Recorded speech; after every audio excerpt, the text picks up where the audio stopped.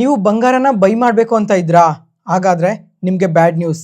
3 ದಿನದಿಂದ ಪ್ರಧಾನಿ ನರೇಂದ್ರ ಮೋದಿ ಅವರು ನೆಕ್ಸ್ಟ್ 1 ಇಯರ್ ವರೆಗೂ ಯಾರೂ ಗೋಲ್ಡ್ ಬೈ ಮಾಡಬೇಡಿ ಅಂತ ಅಂದಿದ್ರು. ಆದರೆ ಇವತ್ತು ಗೋಲ್ಡ್ 6% ಬೆಳೆದಿದೆ. ಅಂದರೆ ಸುಮಾರು 9,000 ರೂಪಾಯಿ ಬೆಳೆದಿದೆ. ಬೆಳ್ಳಿ ಆದರೆ 6.5% ಬೆಳೆದಿದೆ.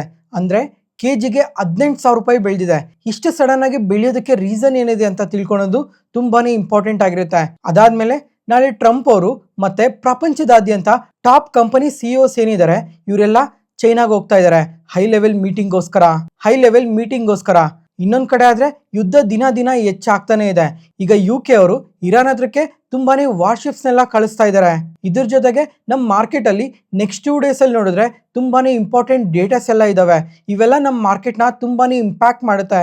ಪ್ರತಿಯೊಂದು ಇನ್ಫಾರ್ಮೇಶನ್ ನ ಈ ವಿಡಿಯೋದಲ್ಲಿ ಶೇರ್ ಮಾಡ್ತೀನಿ. ಯಾವುದೇ ಕಾರಣಕ್ಕೂ ಈ ವಿಡಿಯೋನ ಸ್ಕಿಪ್ ಮಾಡಕ್ ಹೋಗ್ಬೇಡಿ. Hello friends, welcome to two brothers finance and good evening. ಇವತ್ತಿನ ಮಾರ್ಕೆಟ್ ಅಪ್ಡೇಟ್ಸ್ ಏನಂದ್ರೆ, ಇವತ್ತು ಬಂಗಾರ ಮತ್ತೆ ಬೆಳ್ಳಿ ಆದ್ರೆ ತುಂಬಾನೇ ಪಾಸಿಟಿವ್ ಆಗಿ ಗ್ರೋ ಆಗಿದೆ. ಈ ರೀಸೆಂಟ್ ಟೈಮ್ ಅಲ್ಲಿ ಎಂದೂ ಇಷ್ಟು ಪಾಸಿಟಿವ್ ಆಗಿ ಗ್ರೋ ಆಗಿರಲಿಲ್ಲ. ಅಷ್ಟು ಪಾಸಿಟಿವ್ ಆಗಿ ಇವತ್ತೊಂದೇ ದಿನ ಗ್ರೋ ಆಗಿದೆ. ಬಂಗಾರ ಆದ್ರೆ 10 ಗ್ರಾಮ್ಗೆ 9,000 ಬೆಳೆದಿದೆ. ಬೆಳ್ಳಿ ಆದ್ರೆ ಕೆಜಿಗೆ 18,000 ಜಾಸ್ತಿ ಆಗಿದೆ. ಏನಕ್ಕೆ ಈ ತರ ಇವತ್ತು ಸಡನ್ ಆಗಿ ಇಷ್ಟು ಇನ್ಕ್ರೀಸ್ ಆಗಿದೆ ಅಂತ ಅಂದ್ರೆ, ಮೊನ್ನೆ ನರೇಂದ್ರ ಮೋದಿ ಅವರು ನೆಕ್ಸ್ಟ್ 1 ಇಯರ್ ವರ್ಗು ಗೋಲ್ಡ್ನ ಯಾರೂ ಬೈ ಮಾಡಬೇಡಿ ಅಂತ ಸ್ಟೇಟ್ಮೆಂಟ್ಸ್ನ ಮಾಡಿದ್ರು. ಆದರೆ ಇವತ್ತು ಈ ಗೋಲ್ಡ್ ಅಂಡ್ ಸಿಲ್ವರ್ ರಿಲೇಟೆಡ್ ಆಗಿ ಇಂಪೋರ್ಟ್ ಡ್ಯೂಟೀಸ್ನ ಇನ್ಕ್ರೀಸ್ ಮಾಡಿದ್ದಾರೆ. ಫ್ರೆಂಡ್ಸ್, ಈಗ ಮೊನ್ನೆ ಮಾರ್ಕೆಟ್ ನ್ಯೂಸಲ್ಲೇ ಮೆನ್ಷನ್ ಮಾಡಿದ್ದೆ, ನಾವು ತುಂಬ ಗೋಲ್ಡ್ನ ಇಂಪೋರ್ಟ್ ಮಾಡ್ಕೊತೀವಿ ಅಂತ. ಸುಮಾರು 90% ಗೋಲ್ಡ್ನೆಲ್ಲ ನಾವು ಇಂಪೋರ್ಟ್ ಮಾಡ್ಕೊತೀವಿ. ರುಪಿನ ಸ್ಟೆಬಿಲೈಸ್ ಮಾಡೋದಕ್ಕೋಸ್ಕರ ಈ ಗೋಲ್ಡ್ ಇಂಪೋರ್ಟ್ ಡ್ಯೂಟೀಸ್ನ ಇನ್ಕ್ರೀಸ್ ಮಾಡಿರೋದು. ಮುಂಚೆ ಇಂಪೋರ್ಟ್ ಡ್ಯೂಟೀಸ್ ಆದರೆ 6% ಇತ್ತು, ಅದನ್ನ ಈಗ 15%ಗೆ ಇನ್ಕ್ರೀಸ್ ಮಾಡಿದ್ದಾರೆ. ಇನ್ನು ಡೀಟೇಲ್ ಆಗಿ ತಿಳ್ಕೊಬೇಕಂದ್ರೆ, ಈಗ ಬೇಸಿಕ್ ಕಸ್ಟಮ್ ಡ್ಯೂಟೀಸ್ 5% ಇತ್ತು, 1% ಸೆಸ್ ಇತ್ತು. ಅದನ್ನೀಗ ಬೇಸಿಕ್ ಕಸ್ಟಮ್ ಡ್ಯೂಟೀಸ್ನ 10%ಗೆ ಇನ್ಕ್ರೀಸ್ ಮಾಡಿದ್ದಾರೆ, 1% ಸೆಸ್ನ 5%ಗೆ ಇನ್ಕ್ರೀಸ್ ಮಾಡಿದ್ದಾರೆ. ಅದರಿಂದ ಟೋಟಲ್ ಆಗಿ ಇಂಪೋರ್ಟ್ ಕಾಸ್ಟ್ ಅನ್ನೋದು 15%ಗೆ ಇನ್ಕ್ರೀಸ್ ಆಗಿದೆ. ಈ ತರ ಕಸ್ಟಮ್ ಡ್ಯೂಟೀಸ್ನ ಇನ್ಕ್ರೀಸ್ ಮಾಡೋದು ಇದೇನು ಫಸ್ಟ್ ಟೈಮ್ ಏನಲ್ಲ. ಲಾಸ್ಟ್ ಟೈಮ್ ಉಕ್ರೇನ್ ವಾರ್ ಟೈಮಲ್ಲೂ ಕೂಡ ಇದೇ ತರ ಕಸ್ಟಮ್ ಡ್ಯೂಟೀಸ್ನ ಇನ್ಕ್ರೀಸ್ ಮಾಡಿದ್ರು. ಯಾಕಂದ್ರೆ ಈ ತರ ಇಂಪೋರ್ಟ್ ಪ್ರೈಸಸ್ನ ಇನ್ಕ್ರೀಸ್ ಮಾಡೋದ್ರಿಂದ ಗೋಲ್ಡ್ ಬೈಯಿಂಗ್ ಅನ್ನೋದು ಸ್ವಲ್ಪ ಕಮ್ಮಿ ಆಗಲಿ ಅಂತ ಈ ತರ ಮಾಡ್ತಾ ಇರ್ತಾರೆ. ಮತ್ತೆ ಫ್ರೆಂಡ್ಸ್, ಇನ್ನೊಂದು ಕಡೆ ಯೋಚನೆ ಮಾಡಿ, ಈಗ ಮೋದಿ ಅವರು 3 ದಿನದಿಂದ ಗೋಲ್ಡ್ನ ಬೈ ಮಾಡಬೇಡಿ ಅಂತ ಸ್ಟೇಟ್ಮೆಂಟ್ಸ್ನ ಮಾಡಿದ್ರು. ಆದರೆ 3 ಡೇಸ್ ಆದಮೇಲೆ ಈ ಗೋಲ್ಡ್ ಇಂಪೋರ್ಟ್ ಡ್ಯೂಟೀಸ್ನ ಇನ್ಕ್ರೀಸ್ ಮಾಡಿದ್ದಾರೆ. ಮತ್ತೆ ಅವತ್ತೇನೆ ಮೋದಿ ಅವರು ಈ ಪೆಟ್ರೋಲ್ ಡೀಸೆಲ್ ಕನ್ಸಂಪ್ಷನ್ನ ಕಮ್ಮಿ ಮಾಡಿ ಅಂತ ಸ್ಟೇಟ್ಮೆಂಟ್ಸ್ನ ಮಾಡಿದ್ರು. ಆದರೆ ವಿತಿನ್ 1 or 2 ವೀಕ್ಸಲ್ಲಿ ಈ ರೀಟೇಲ್ ಪೆಟ್ರೋಲ್ ಪ್ರೈಸಸ್ ಏನಾದರೂ ಇನ್ಕ್ರೀಸ್ ಮಾಡಿದ್ರೆ ಅದು ಓವರ್ ಆಲ್ ಮಾರ್ಕೆಟ್ಗೆ ಬಿಗ್ ಶಾಕ್ ಆಗುತ್ತೆ. ಮಾರ್ಕೆಟ್ಸ್ ಆದರೆ ಇನ್ನೂ ನೆಗೆಟಿವ್ ಆಗಿ ರಿಯಾಕ್ಟ್ ಆಗೋ ಚಾನ್ಸಸ್ ತುಂಬಾನೇ ಜಾಸ್ತಿ ಇರುತ್ತೆ. ಯಾಕಂದರೆ ಈ ಪೆಟ್ರೋಲ್ ಪ್ರೈಸಸ್ ಇನ್ಕ್ರೀಸ್ ಆಗ್ತಾ ಇದೆ ಅಂದರೆ ಓವರ್ ಆಲ್ ಎಕೋಸಿಸ್ಟಮ್ ಮೇಲೆ ತುಂಬಾನೇ ಇಂಪ್ಯಾಕ್ಟ್ ಇರುತ್ತೆ. ಅದರಿಂದ ಪ್ರತಿಯೊಂದು ಬಿಸ್ನೆಸ್ ಮೇಲೂ ಇಂಪ್ಯಾಕ್ಟ್ ಅನ್ನೋದು ಇದ್ದೇ ಇರುತ್ತೆ. ಮತ್ತೆ RBI ಗವರ್ನರ್ ಆದ ಸಂಜಯ್ ಮಲ್ಹೋತ್ರಾ ಅವರು ಕೂಡ ಇದೇ ಥರ ಸ್ಟೇಟ್ಮೆಂಟ್ಸ್ನ ಮಾಡಿದ್ದಾರೆ. ಯುದ್ಧ ಏನಾದರೂ ಇದೇ ಥರ ಕಂಟಿನ್ಯೂ ಆಗ್ತಾ ಇದ್ರೆ ಪೆಟ್ರೋಲ್ ಪ್ರೈಸಸ್ನ ಇನ್ಕ್ರೀಸ್ ಮಾಡೋ ಚಾನ್ಸಸ್ ತುಂಬಾನೇ ಜಾಸ್ತಿ ಇದೆ ಅಂತ. ಮತ್ತೆ ನಾಳೆ ಆದರೆ ಡೊನಾಲ್ಡ್ ಟ್ರಂಪ್ ಅವರು ಚೈನೀಸ್ ಪ್ರೆಸಿಡೆಂಟ್ನ ಮೀಟ್ ಆಗ್ತಾ ಇದ್ದಾರೆ. ಬರೀ ಇವರೊಬ್ಬರೇ ಮೀಟ್ ಆಗ್ತಾ ಇಲ್ಲ, ಇವ್ರ ಜೊತೆ ಈ ಟಾಪ್ ಕಂಪನಿ CEOs ಎಲ್ಲ ಕೂಡ ಮೀಟ್ ಆಗ್ತಾ ಇದ್ದಾರೆ. ಈ ಮೀಟಿಂಗ್ನ ಮೇನ್ ಎಜೆಂಡಾ ಬಂದು ಈ ಚೈನಾ ತೈವಾನ್ ಇಶ್ಯೂಸ್ನ ಸಾರ್ಟ್ ಔಟ್ ಮಾಡ್ಕೊತಾರೆ. ಮತ್ತೆ ರೇರ್ ಅರ್ತ್ ಮ್ಯಾಗ್ನೆಟ್ಸ್ ರಿಲೇಟೆಡ್ ಆಗಿ ಆಕ್ಸಿಸ್ನ ಕೇಳ್ತಾರೆ. ಈ ಟ್ರೇಡ್ ಡೀಲ್ ಬಗ್ಗೆ ಮತ್ತೆ ಟೆಕ್ನಾಲಜೀಸ್, ಫ್ರೆಶ್ ಇನ್ವೆಸ್ಟ್ಮೆಂಟ್ ರಿಲೇಟೆಡ್ ಆಗೆಲ್ಲ ತುಂಬಾನೇ ಡೀಲ್ಸ್ನ ಸೈನ್ ಮಾಡಿಸ್ಕೊಬೇಕು ಅಂತಾನೆ ಈ ಟಾಪ್ CEOs ಎಲ್ಲ ಚೈನಾಗೆ ಹೋಗ್ತಾ ಇರೋದು. ನೋಡೋಣ ನೆಕ್ಸ್ಟ್ 2 ಡೇಸಲ್ಲಿ ಯಾವ ಥರ ಅಪ್ಡೇಟ್ಸ್ ಎಲ್ಲ ಬರ್ತವೆ ಅಂತ. ಮತ್ತೆ ಈಗ ಈ ಕ್ರೂಡ್ ಆಯಿಲ್ ಪ್ರೈಸಸ್ ಆದರೆ $107 per ಬ್ಯಾರಲ್ಲೇ ಟ್ರೇಡ್ ಆಗ್ತಾ ಇದೆ. ಜೊತೆಗೆ ಯುದ್ಧ ಆದರೆ ದಿನ ಜಾಸ್ತಿ ಆಗ್ತಾನೆ ಇದೆ. ಇದುವರೆಗೂ US, ಇಸ್ರೇಲ್, ಇರಾನ್ ಇದ್ರು. ಇದ್ರ ಜೊತೆಗೆ ಈಗ ಹೊಸದಾಗಿ UAE ಕೂಡ ಆ್ಯಡ್ ಆಗಿದೆ. UAE ಆದರೆ ಕಂಟಿನ್ಯೂಸ್ ಆಗಿ ಇರಾನ್ ಮೇಲೆ ಅಟ್ಯಾಕ್ ಮಾಡ್ತಾನೆ ಇದ್ದಾರೆ. ಅದಾದಮೇಲೆ ಇನ್ನೊಂದು ಕಡೆ ನೋಡಿದ್ರೆ UK ಅವರಾದರೆ ವಾರ್ಶಿಪ್ಸ್ನ ಮತ್ತು ಜೆಟ್ಸ್ನೆಲ್ಲ ಈ ಸ್ಟ್ರೈಟ್ ಆಫ್ ಹಾರ್ಮೋಸ್ ಹತ್ರಕ್ಕೆ ಕಳಿಸ್ತಾ ಇದ್ದಾರೆ.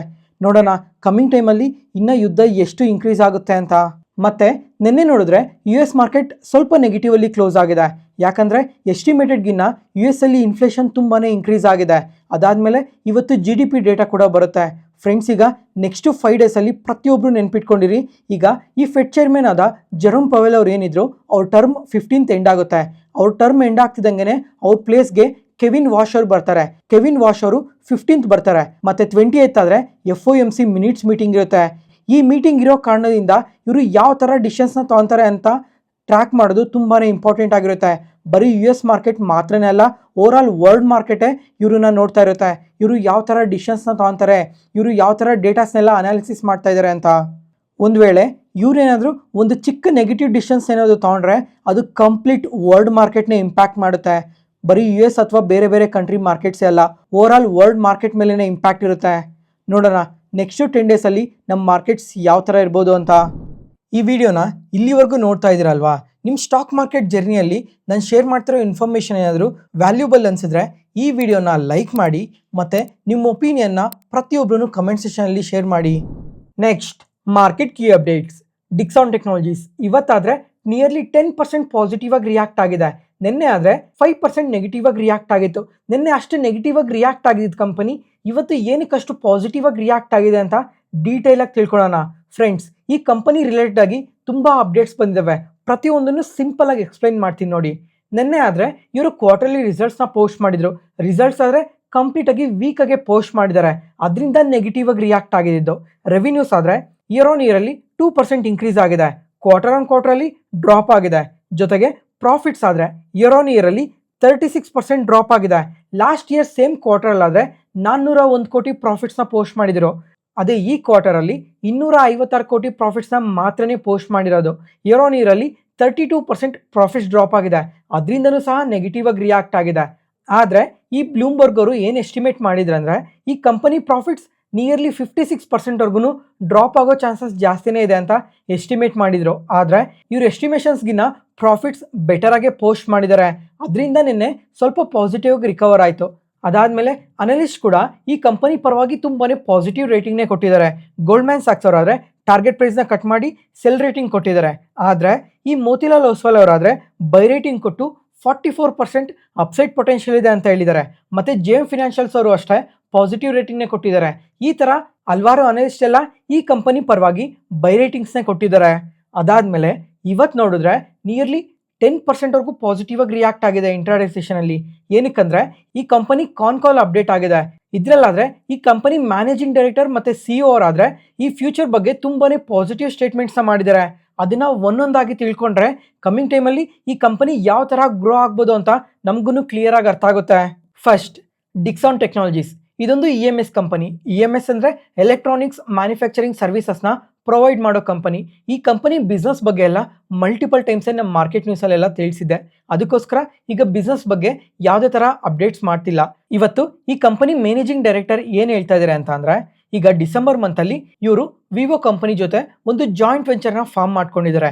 ಆದರೆ ಆ ಗೌರ್ಮೆಂಟ್ ಅಪ್ರೂವಲ್ ಇವ್ರಿಗಿನ್ನ ಸಿಕ್ಕಿಲ್ಲ. ಅದಕ್ಕೋಸ್ಕರ ಈ ಗೌರ್ಮೆಂಟ್ ಅಪ್ರೂವಲ್ ಅತಿ ಶೀಘ್ರದಲ್ಲೇ ಸಿಗೋ ಚಾನ್ಸಸ್ ಇದೆ ಅಂತ ಇವರು ಸ್ಟೇಟ್ಮೆಂಟ್ಸ್ನ ಮಾಡಿದ್ದಾರೆ. ಅದರಿಂದನೂ ಸಹ ಇವತ್ತು ಈ ಥರ ಪಾಸಿಟಿವ್ ಆಗಿ ರಿಯಾಕ್ಟ್ ಆಗಿರ್ಬೋದು. ಫ್ರೆಂಡ್ಸ್, ಈಗ ನೀವು ಕೇಳ್ಬೋದು, ಒಂದು ಗೌರ್ಮೆಂಟ್ ಅಪ್ರೂವಲ್ ಸಿಗುತ್ತೆ ಅನ್ನೋ ಒಂದು ಕಾರಣದಿಂದನೇ ಇವತ್ತು 10%ವರ್ಗೂ ಪಾಸಿಟಿವ್ ಆಗಿ ರಿಯಾಕ್ಟ್ ಆಯ್ತಾ ಅಂತ. ಅದಕ್ಕೂ ಕೂಡ ಈಗ ಸಿಂಪಲ್ ಆಗಿ ಹೇಳ್ತೀನಿ ನೋಡಿ. ಈಗ ಈ ವಿವೋ ಕಂಪನಿ ಏನಿದೆ ಇದು ಒಂದು ಚೈನೀಸ್ ಕಂಪನಿ, ಅದರಿಂದ ಈಗ ಗೌರ್ಮೆಂಟ್ ಅಪ್ರೂವಲ್ಗೆ ಇವರು ವೆಯ್ಟ್ ಮಾಡ್ತಾ ಇರೋದು. ಜೊತೆಗೆ ಒಂದು ವೇಳೆ ವಿವೋ ಜೊತೆ ಇವ್ರು ಏನಾದರೂ ಪಾರ್ಟ್ನರ್ಶಿಪ್ ಮಾಡ್ಕೊಂಡ್ರೆ ಇಂಡಿಯಾದಲ್ಲಿ ಸುಮಾರು 2 ಕೋಟಿಯಿಂದ 2.5 ಕೋಟಿ ಮೊಬೈಲ್ ಫೋನ್ಸ್ನ ಇವರು ಮ್ಯಾನುಫ್ಯಾಕ್ಚರ್ ಮಾಡ್ತಾರೆ. ಅದೇ ಲಾಸ್ಟ್ ಇಯರಲ್ಲಿ ನೋಡಿದ್ರೆ 3.5 ಕೋಟಿ ಮೊಬೈಲ್ ಫೋನ್ಸ್ನ ಇವರೇ ಮ್ಯಾನುಫ್ಯಾಕ್ಚರ್ ಮಾಡಿದ್ದು ವಿವೋದು, ಅದು ಇಂಡಿಯಾದಲ್ಲಿ. ಅದಕ್ಕೋಸ್ಕರ ಈ ಜಾಯಿಂಟ್ ವೆಂಚರ್ ರಿಲೇಟೆಡ್ ಆಗಿ ಗೌರ್ಮೆಂಟಿಂದ ಅಪ್ರೂವಲ್ ಸಿಕ್ಕಿದ್ರೆ ಈ ಕಂಪನಿಗಂತೂ ತುಂಬಾ ಪಾಸಿಟಿವ್ ಗ್ರೋತ್ ಇರುತ್ತೆ. ಜೊತೆಗೆ ರೆವಿನ್ಯೂಸ್ ಇನ್ಕ್ರೀಸ್ ಆಗುತ್ತೆ, ಮಾರ್ಜಿನ್ಸ್ ಇನ್ಕ್ರೀಸ್ ಆಗುತ್ತೆ. ನೆಕ್ಸ್ಟ್ ಇಯರ್ ರೆವಿನ್ಯೂ ಟಾರ್ಗೆಟ್ ಆದರೆ 56,000 ಕ್ರೋರ್ಸ್ಗೆ ಇನ್ಕ್ರೀಸ್ ಮಾಡಿದ್ದಾರೆ. ಫ್ರೆಂಡ್ಸ್, ಈಗ ನನ್ನ ಒಪಿನಿಯನ್ನ ಶೇರ್ ಮಾಡ್ತೀನಿ ನೋಡಿ. ಈಗ ಈ ಗೌರ್ಮೆಂಟ್ ಅಪ್ರೂವಲ್ ಏನಾದರೂ ಈ ಡಿಕ್ಸಾನ್ ಟೆಕ್ನಾಲಜೀಸ್ ಅವ್ರಿಗೆ ಸಿಕ್ತು ಅಂದರೆ ನೆಕ್ಸ್ಟ್ ಫ್ಯೂ ಕ್ವಾರ್ಟರ್ಸಲ್ಲೆಲ್ಲ ಇವ್ರ ನಂಬರ್ಸ್ ತುಂಬಾ ಎಕ್ಸ್ಟ್ರಾರ್ಡಿನರಿಯಾಗಿ ಪೋಸ್ಟ್ ಮಾಡ್ತಾರೆ. ಒಂದು ವೇಳೆ ಈ ಅಪ್ರೂವಲ್ ಏನಾದರೂ ಸಿಗಲಿಲ್ಲ ಅಂತ ಅಂದರೆ ಸ್ವಲ್ಪ ರೆವಿನ್ಯೂಸ್ ಆಗಲಿ ಮಾರ್ಜಿನ್ಸ್ ಆಗಲಿ ಡ್ರಾಪ್ ಆಗೋ ಚಾನ್ಸಸ್ ತುಂಬಾ ಜಾಸ್ತಿ ಇರುತ್ತೆ ಅಂತ ನೆನ್ಪಿಟ್ಕೊಂಡಿರಿ. ಅದಾದಮೇಲೆ ಇವರು ಎಕ್ಸ್ಪೋರ್ಟ್ಸ್ ರಿಲೇಟೆಡ್ ಆಗಿ ತುಂಬಾ ಫೋಕಸ್ ಮಾಡ್ತಾ ಇದ್ದಾರೆ. ಅದರಲ್ಲೂ ಈ ಆಫ್ರಿಕನ್ ಮಾರ್ಕೆಟ್ನ ತುಂಬಾ ಫೋಕಸ್ ಮಾಡ್ತಾ ಇದ್ದಾರೆ. ಅದಕ್ಕೋಸ್ಕರ ಸ್ವಲ್ಪ ಕಂಪನೀಸ್ ಜೊತೆ ಪಾರ್ಟ್ನರ್ಶಿಪ್ ಮಾಡಿಕೊಂಡು ಇವರು ಇಂಡಿಯಾದಲ್ಲಿ ಮೊಬೈಲ್ ಫೋನ್ಸ್ನ ಮ್ಯಾನುಫ್ಯಾಕ್ಚರ್ ಮಾಡಿ ಅವನ್ನ ಆಫ್ರಿಕನ್ ಮಾರ್ಕೆಟ್ಗೆ ಎಕ್ಸ್ಪೋರ್ಟ್ ಮಾಡೋದಕ್ಕೆ ಇವರು ಫೋಕಸ್ ಮಾಡ್ತಾ ಇದ್ದಾರೆ. ಅದಾದಮೇಲೆ ಈಗ ಹೊಸದಾಗಿ ನೋಯ್ಡಾದಲ್ಲಿ ಒಂದು ಹೊಸ ಮ್ಯಾನುಫ್ಯಾಕ್ಚರಿಂಗ್ ಫೆಸಿಲಿಟಿನ ಓಪನ್ ಮಾಡ್ತಾ ಇದ್ದಾರೆ. ಅದ್ರ ಜೊತೆಗೆ ಇವರಾದರೆ ಇನ್ನು ಹಲವಾರು ಸೆಗ್ಮೆಂಟ್ಸ್ ರಿಲೇಟೆಡ್ ಆಗಿ ತುಂಬಾ ಫೋಕಸ್ ಮಾಡ್ತಾ ಇದ್ದಾರೆ. Data centres, cloud computing, AI infrastructure, ಈ ಥರ ಹೇಳ್ತಾ ಹೋದರೆ ಹೈಯರ್ ವ್ಯಾಲ್ಯೂ ಎಲೆಕ್ಟ್ರಾನಿಕ್ ಮ್ಯಾನುಫ್ಯಾಕ್ಚರಿಂಗ್ ಎಲ್ಲೆಲ್ಲಿದೆಯೋ ಅಲ್ಲೆಲ್ಲ ಇವರು ತುಂಬಾ ಫೋಕಸ್ ಮಾಡ್ತಾ ಇದ್ದಾರೆ. ಈ ಥರ ಹೇಳ್ತಾ ಹೋದರೆ ತುಂಬಾ ಹಲವಾರು ಅಪ್ಡೇಟ್ಸ್ ಬಂದಿದ್ದಾವೆ ಇವತ್ತು ಮ್ಯಾನೇಜ್ಮೆಂಟಿಂದ. ಅದರಿಂದನೇ ಇವತ್ತು ಇಂಟ್ರಾಡೇ ಸೆಷನಲ್ಲಿ ನಿಯರ್ಲಿ 10%ವರ್ಗೂ ಪಾಸಿಟಿವ್ ಆಗಿ ರಿಯಾಕ್ಟ್ ಆಗಿರೋದು. ಫ್ರೆಂಡ್ಸ್, ಈಗ ಕಮಿಂಗ್ ಡೇಸಲ್ಲಿ ಏನಾದರೂ ಫೋಕಸ್ ಮಾಡೋದಿದೆಯಾ ಅಂತ ಅಂದರೆ ಆ ವಿವೋ ಪಾರ್ಟ್ನರ್ಶಿಪ್ ಇದೆ ಅಲ್ಲ, ಅದೇನಾದರೂ ಗೌರ್ಮೆಂಟ್ ಕಡೆಯಿಂದ ಅಪ್ರೂವಲ್ ಸಿಕ್ತು ಅಂದರೆ ಅವತ್ತು ಕೂಡ ತುಂಬಾ ಪಾಸಿಟಿವ್ ಆಗಿ ಗ್ರೋ ಆಗೋ ಚಾನ್ಸಸ್ ಇರುತ್ತೆ. Next Texmaco rail and engineering. ಈ ಕಂಪನಿ ಆದರೆ ಇವತ್ತು 13% ಪಾಸಿಟಿವ್ ಆಗಿ ರಿಯಾಕ್ಟ್ ಆಗಿದೆ. ಇದಕ್ಕೆ 2 ರೀಸನ್ಸ್ ಕಾಣಿಸ್ತಾ ಇದೆ. ಒಂದು ರಿಸಲ್ಟ್ಸ್ ಆದರೆ ಸ್ವಲ್ಪ ಮಾತ್ರ ಪಾಸಿಟಿವ್ ಆಗಿ ಪೋಸ್ಟ್ ಮಾಡಿದ್ದಾರೆ ಅಷ್ಟೇ. ಇಯರ್ ಆನ್ ಇಯರಲ್ಲಿ ರೆವಿನ್ಯೂಸ್ ಆದರೆ 13% ಡ್ರಾಪ್ ಇದೆ. ಪ್ರಾಫಿಟ್ಸ್ ಮಾತ್ರ 45% ಗ್ರೋತ್ ಇದೆ. ಮತ್ತು ಕ್ವಾರ್ಟರ್ ಆನ್ ಕ್ವಾರ್ಟರಲ್ಲಿ ನೋಡಿದ್ರೆ ರೆವಿನ್ಯೂಸ್ ಆಗಲಿ ಪ್ರಾಫಿಟ್ಸ್ ಆಗಲಿ ಇನ್ಕ್ರೀಸ್ ಆಗಿದೆ. ಅದ್ರ ಜೊತೆಗೆ ಇನ್ನೊಂದು ಇಂಪಾರ್ಟೆಂಟ್ ಅಪ್ಡೇಟ್ ಏನು ಅಂದರೆ, ಈ ಟೆಕ್ಸ್ಮ್ಯಾಕೋ ರೈಲ್ ಅಂಡ್ ಇಂಜಿನಿಯರಿಂಗ್ಗೆ ಒಂದು ಸಬ್ಸಿಡರಿ ಕಂಪನಿ ಇದೆ, ಅದೇ ಟೆಕ್ಸ್ಮ್ಯಾಕೋ ಡಿಫೆನ್ಸ್ ಟೆಕ್ನಾಲಜೀಸ್ ಅಂತ. ಈ ಬಿಸ್ನೆಸ್ ಒಳಗಡೆ ಇವರು 2,000 ಕೋಟಿ ಇನ್ವೆಸ್ಟ್ ಮಾಡ್ತಾ ಇದ್ದಾರೆ ನೆಕ್ಸ್ಟು 3 to 5 ಇಯರ್ಸಲ್ಲಿ. ಅದರಿಂದ ಇವತ್ತು ಪಾಸಿಟಿವ್ ಆಗಿ ರಿಯಾಕ್ಟ್ ಆಗಿರ್ಬೋದು. ಅದಾದಮೇಲೆ ಇನ್ನೊಂದು ಇಂಟರ್ನ್ಯಾಷನಲ್ ಆರ್ಡರ್ ಬಂದಿದೆ ಸೌತ್ ಆಫ್ರಿಕಾಯಿಂದ. ಈ ಆರ್ಡರಲ್ಲಿ ಇವರು 2,235 ಫ್ರೈಟ್ ವೇಗನ್ಸ್ನ ಸಪ್ಲೈ ಮಾಡಬೇಕು ಅಂತ ಆರ್ಡರ್ ಬಂದಿರೋದು. ಅದಾದಮೇಲೆ 30 ಡೀಸೆಲ್ ಲೋಕೋಮೋಟಿವ್ಸ್ನ ಕೂಡ ಇವರು ಸಪ್ಲೈ ಮಾಡಬೇಕು ಅಂತ ಈ ಆರ್ಡರ್ ಬಂದಿರೋದು. ಈ ಟೋಟಲ್ ಆರ್ಡರ್ ವರ್ತ್ ನೋಡಿದ್ರೇ ಸುಮಾರು 4,000 ಕೋಟಿ. ಅದನ್ನು ಇಂಟರ್ನ್ಯಾಷನಲ್ ಆರ್ಡರ್ ಅಲ್ವಾ, ಅದರಿಂದನೇ ಈ ಥರ ಪಾಸಿಟಿವ್ ಆಗಿ ರಿಯಾಕ್ಟ್ ಆಗಿರೋದು.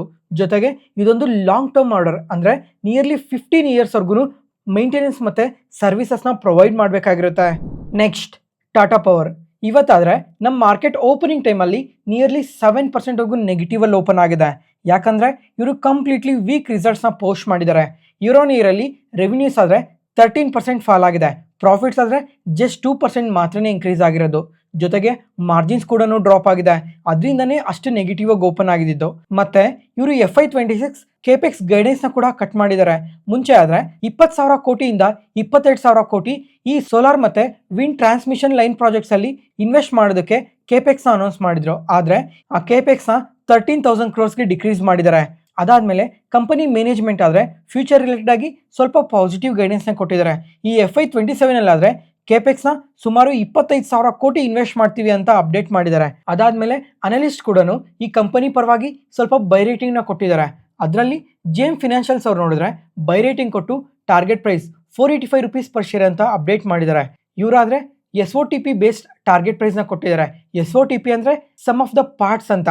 ಅಂದರೆ ಇವಾಗ ಇದೊಂದು ಕಾಂಗ್ಲೋಮರೇಟ್, ಇದರಲ್ಲಿ ಸ್ವಲ್ಪ ಬಿಸ್ನೆಸಸ್ ಚೆನ್ನಾಗಿ ಪರ್ಫಾರ್ಮ್ ಮಾಡ್ತವೆ, ಇನ್ನೊಂದು ಸ್ವಲ್ಪ ಬಿಸ್ನೆಸಸ್ ಅಷ್ಟಾಗಿ ಪರ್ಫಾರ್ಮ್ ಮಾಡಲ್ಲ ಅಲ್ವಾ. ಆ ಕಾರಣದಿಂದ ಈ ಥರ SOTP ಬೇಸ್ಡ್ ಟಾರ್ಗೆಟ್ ಪ್ರೈಸ್ನ ಇವರು ಕೊಟ್ಟಿರೋದು. ಇವ್ರು ಏನು ಹೇಳ್ತಾ ಇದ್ದಾರೆ ಅಂತ ಅಂದರೆ, ಈ ಸೆಲ್ ಮತ್ತು ಮಾಡ್ಯೂಲ್ ಫೆಸಿಲಿಟೀಸ್ ರಿಲೇಟೆಡ್ ಆಗಿ ಮತ್ತು ಈ roof top solar business related ಆಗಿ ಹೈ ಗ್ರೋತ್ ಪೊಟೆನ್ಷಿಯಲ್ ಇರುತ್ತೆ ಅಂತ ಎಕ್ಸ್ಪೆಕ್ಟ್ ಮಾಡ್ತಾ ಇದ್ದಾರೆ. ಮತ್ತು ಮೋತಿಲಾಲ್ ಒಸ್ವಾಲ್ ಅವರು ಕೂಡ ಈ roof top solar installation year on ಇಯರಲ್ಲಿ ಡಬಲ್ ಆಗಿದೆ. ಮತ್ತು ಮ್ಯಾನೇಜ್ಮೆಂಟ್ ಅವರು ಕೂಡ ಈ ರೂಫ್ ಟಾಪ್ ಸೋಲಾರ್ ಬಿಸ್ನೆಸ್ ಆದರೆ ಇಯರ್ ಆನ್ ಇಯರಲ್ಲಿ 50% 60% ಗ್ರೋತ್ ಇರುತ್ತೆ FY27 ಅಂತ ಸ್ಟೇಟ್ಮೆಂಟ್ಸ್ನ ಮಾಡಿದ್ದಾರೆ. ಅದರಿಂದ ಇವರು ಕೂಡ ಬೈ ರೇಟಿಂಗ್ ಕೊಟ್ಟು target price 490 rupees per share ಅಂತ ಅಪ್ಡೇಟ್ ಮಾಡಿರೋದು. Next MSCI Morgan Stanley capital international. ಈ MSCI ಯಾರು, ಇವ್ರು ಏನಕ್ಕೆ ಈ ಥರ ನಮ್ಮ ಇಂಡಿಯಾದಲ್ಲೆಲ್ಲ ಇನ್ವೆಸ್ಟ್ ಮಾಡ್ತಾರೆ ಅಂತ ತಿಳ್ಕೊಬೇಕು ಅಂತ ಅಂದರೆ ಈ ವಿಡಿಯೋನ ನೋಡಿ. ಮತ್ತು ಈ MSCI ಅವರಾದರೆ ಈ ಮೇ ಮಂತಲ್ಲಿ ಅವ್ರು ಗ್ಲೋಬಲ್ ಸ್ಟ್ಯಾಂಡರ್ಡ್ ಇಂಡೆಕ್ಸ್ ಒಳಗಡೆ ಸ್ವಲ್ಪ ಕಂಪನೀಸ್ನೆಲ್ಲ ಆ್ಯಡ್ ಮಾಡ್ತಾ ಇದ್ದಾರೆ. ಯಾವ್ಯಾವ ಕಂಪನೀಸ್ ಅಂತ ಅಂದರೆ federal bank, MCX, Nalco, Indian bank. ಈ 4 ಕಂಪನೀಸ್ ಒಳಗಡೆ ತುಂಬಾ ಇನ್ಫ್ಲೋಸ್ ಬರುತ್ತೆ. ಎಷ್ಟು ಇನ್ಫ್ಲೋಸ್ ಬರುತ್ತೆ ಅಂತ ನೀವಿಲ್ಲಿ ನೋಡ್ಬೋದು. ಅದಾದಮೇಲೆ ಸ್ವಲ್ಪ ಕಂಪನೀಸ್ನ ಕೂಡ ಈ MSCI ಸ್ಟ್ಯಾಂಡರ್ಡ್ ಇಂಡೆಕ್ಸಿಂದ ರಿಮೂವ್ ಮಾಡ್ತಾ ಇದ್ದಾರೆ, ಈ 4 ಕಂಪನೀಸ್ನ. ಅದಾದಮೇಲೆ ಯಾವ್ಯಾವ ಕಂಪನೀಸ್ ರಿಲೇಟೆಡ್ ಆಗಿ ಸ್ವಲ್ಪ ವೇಟೇಜ್ನ ಕಮ್ಮಿ ಮಾಡ್ತಾ ಇದ್ದಾರೆ ಅಂತ ಕೂಡ ನೀವಿಲ್ಲೇ ನೋಡ್ಬೋದು.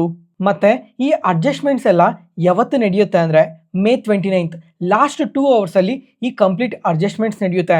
ಅವತ್ತಾದರೆ ಈ ಕಂಪನೀಸಲ್ಲಿ ಸ್ವಲ್ಪ ವಾಲಟಿಲಿಟಿನ ಕೂಡ ನೋಡ್ಬೋದು. ಮತ್ತು ಪ್ರೆಸೆಂಟ್ ಈಗ MSCI ಅವರಾದರೆ ನಮ್ಮ ಇಂಡಿಯಾಗೆ ಜಸ್ಟ್ 12.3% ವೇಟೇಜ್ನ ಮಾತ್ರನೇ ಕೊಟ್ಟಿರೋದು. ನಮ್ಮ ಇಂಡಿಯಾಗಂತೂ ವೇಟೇಜ್ನ ಕಂಟಿನ್ಯೂಸ್ ಆಗಿ ಕಮ್ಮಿ ಮಾಡ್ತಾನೆ ಬರ್ತಾ ಇದ್ದಾರೆ. ಅದ್ರ ಜೊತೆಗೆ ಈ MSCI ಸ್ಮಾಲ್ ಕ್ಯಾಪ್ ಇಂಡೆಕ್ಸ್ ಇದೆ ಅಲ್ವಾ, ಈ ಸ್ಮಾಲ್ ಕ್ಯಾಪ್ ಇಂಡೆಕ್ಸಲ್ಲೂ ಅಷ್ಟೇ ತುಂಬ ಕಂಪನೀಸ್ನ ಈ ಸಲ ರಿಮೂವ್ ಮಾಡಿದ್ದಾರೆ. ಟೋಟಲ್ ಆಗಿ 474 ಕಂಪನೀಸ್ನ ಹೋಲ್ಡ್ ಮಾಡ್ತಾ ಇದ್ರು. ಆದರೆ ಈ ಮೇ ಮಂತಲ್ಲಾದರೆ ಜಸ್ಟ್ 459 ಕಂಪನೀಸ್ನ ಮಾತ್ರನೇ ಹೋಲ್ಡ್ ಮಾಡ್ತಾ ಇದ್ದಾರೆ.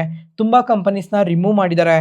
ನೋಡೋಣ ಕಮಿಂಗ್ ಟೈಮಲ್ಲಿ ನಮ್ಮ ಇಂಡಿಯಾ ಅಲೋಕೇಶನ್ ಏನಾದರೂ ಇನ್ಕ್ರೀಸ್ ಮಾಡ್ತಾರಾ ಡಿಕ್ರೀಸ್ ಮಾಡ್ತಾರಾ ಅಂತ. ಇವತ್ತಿಗೆ ಅಪ್ಡೇಟ್ಸ್ ಮುಗೀತು. ಈ ವಿಡಿಯೋ ಇಷ್ಟ ಆದರೆ ಲೈಕ್ ಮಾಡಿ, ಶೇರ್ ಮಾಡಿ, ಸಬ್ಸ್ಕ್ರೈಬ್ ಆಗಿ. ಮತ್ತೆ ನಾಳೆ ಹೊಸ stock market news analysis video ಅಲ್ಲಿ ಸಿಗೋಣ. Thank you.